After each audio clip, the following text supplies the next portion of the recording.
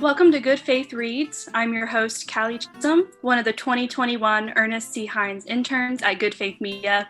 Good Faith Reads is a short podcast released twice a month in which we focus on one of our book authors at Good Faith Media. We've published more than 100 titles under our Nurturing Faith book imprint, and we invite you to check them out at goodfaithmedia.org/bookstore. Today's guest is Reverend Dr. J. Daniel Day, author of Finding the Gospel.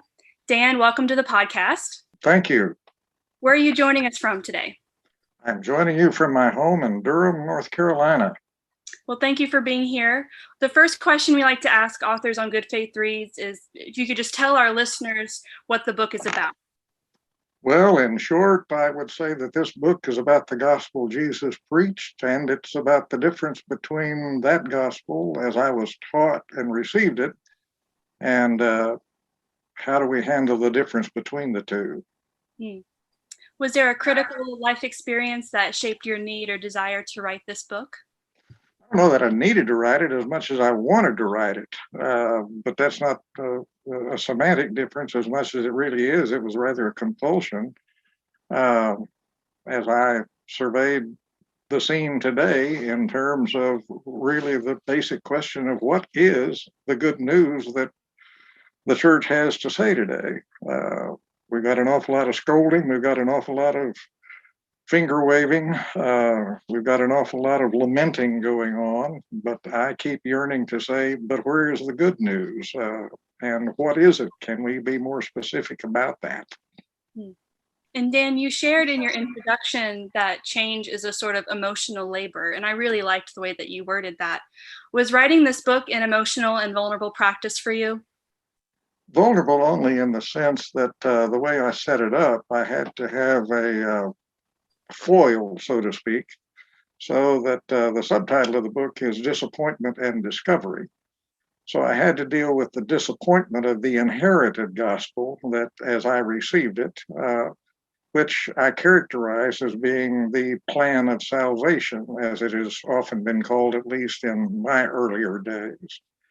So to the degree that I'm taking on what is in many persons' idea of a sacred instrument, that is the plan of salvation as being the way to understand what we mean by gospel, that puts me in somewhat of a vulnerable place because I know there could be some readers that think I am saying everything you've ever believed and held to be good and beautiful is not true. So that's I guess, a pretty vulnerable place to be in terms of people that you know or people who are reading the book. But I try my best within the book not to be making fun of or saying this is all wrong. I'm just saying I think there is a bigger, better way to understand the biblical gospel without feeling that it is encapsulated within any 4 or 5 or 6 point plan. We'll be right back in 30 seconds with more of Good Faith Reads.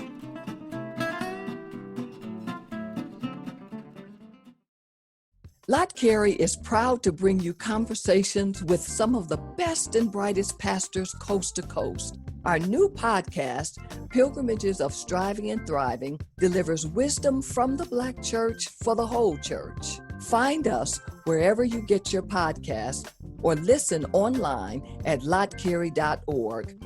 That's LOTTCAREY.org. We look forward to the pilgrimage with you.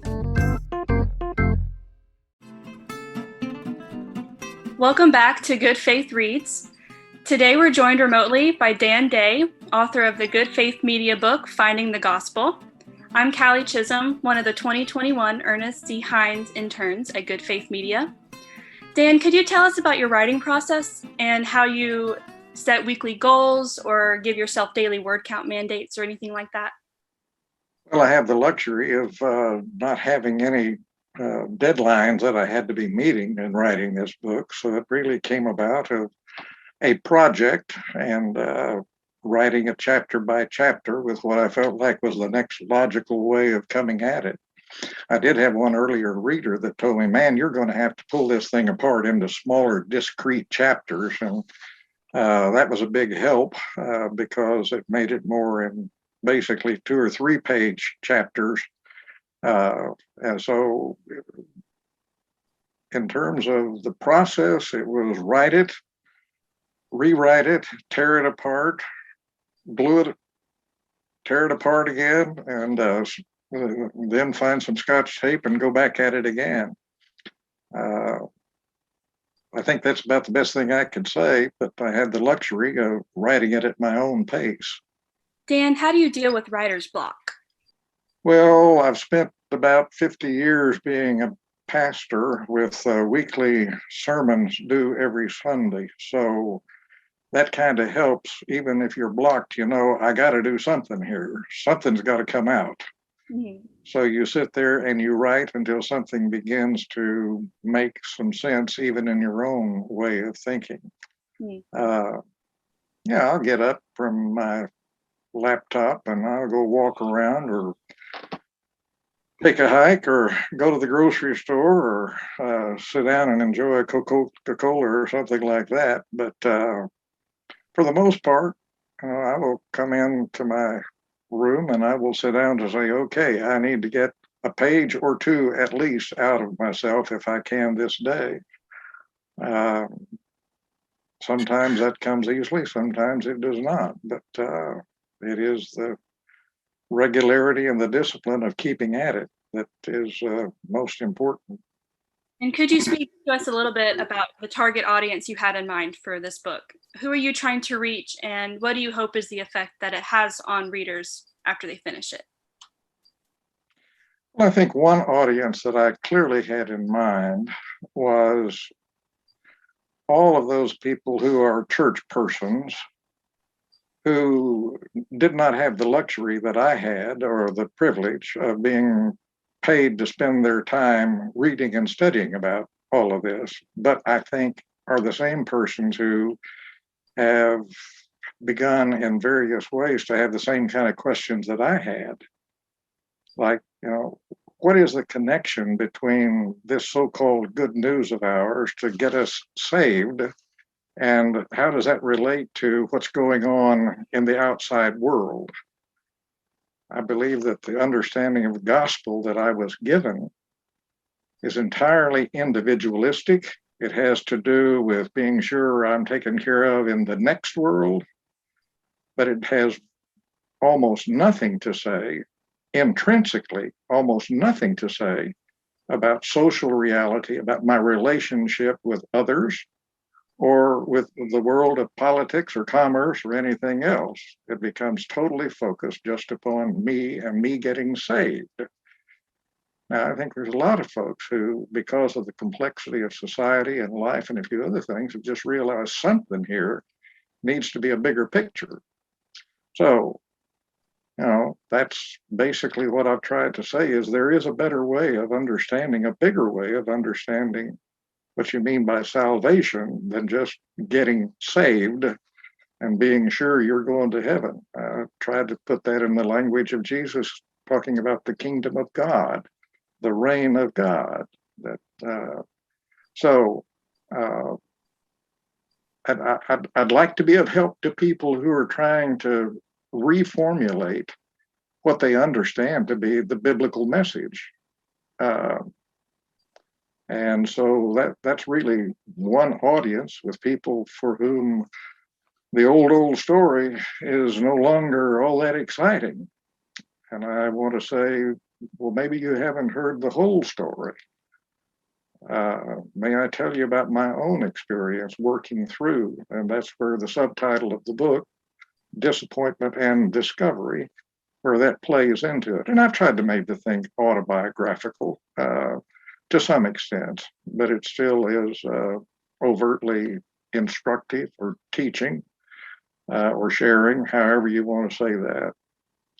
So that's really the primary audience, people who are puzzled with the story, with the gospel that they have received, but just feel this thing is not having the electricity that it once had for me. And maybe folks who just can't buy the story the way their church is telling it, and who think there's got to be more to this.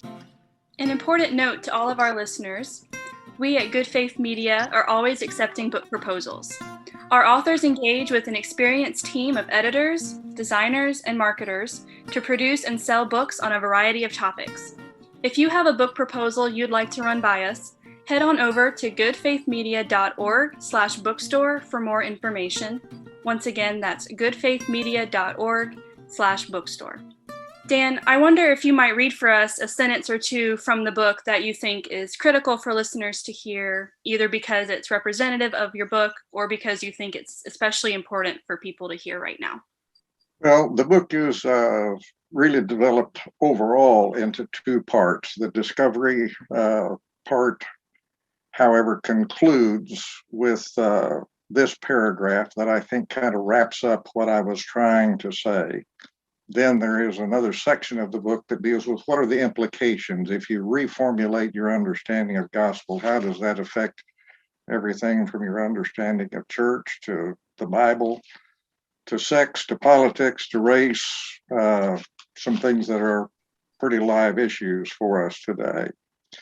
But here is a concluding paragraph.